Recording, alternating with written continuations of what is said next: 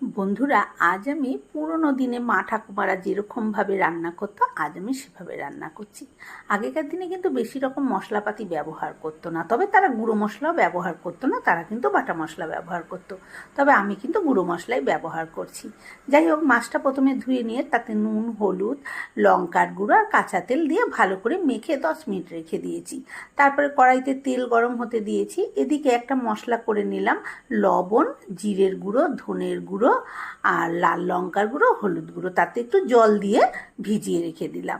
এদিকে তেলটা ভালো মতন গরম হয়ে গেলে মাছটা তেলের মধ্যে ছেড়ে দিলাম। এপিট ওপিট উল্টে উল্টে লাল লাল করে ভেজে তুলে নিলাম।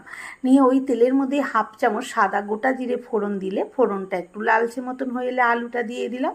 আলুটা দিয়ে বেশ একটু নাড়াচাড়া করে নেবো। আর আজকে একটু আলুটা বেশি করে দিয়েছি যাতে দুবেলার তরকারি একবারে হয়ে যায়। তারপরে দিয়ে দিলাম নুন আর হলুদ পরিমাণ মতন দিয়ে আবার একটু নাড়াচাড়া করে নিয়ে দিয়ে দিয়েছি টমেটো। এবার টমেটোটা দিয়ে মিনিট খানেক নাড়াচাড়া করে নিয়ে যে ভিজিয়ে রেখেছিলাম মশলা, সেই মশলাটা দিয়ে দিলাম।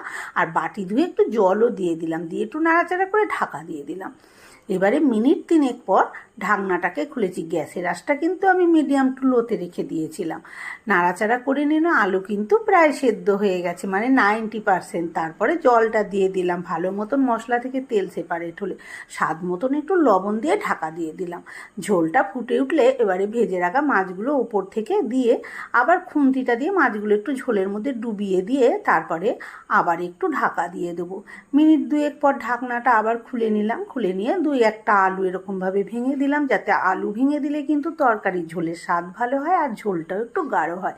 তারপরে উপর থেকে একটু গরম মশলা দিয়ে দিলাম। ধনেপাতা থাকলে দিতে পারেন, আমার কাছে নেই তাই দিলাম না। তারপরে নামিয়ে নিলাম। কেমন হয়েছে কমেন্ট করে অবশ্যই জানাবেন। ভালো লাগলে একটা লাইক দেবেন। ধন্যবাদ।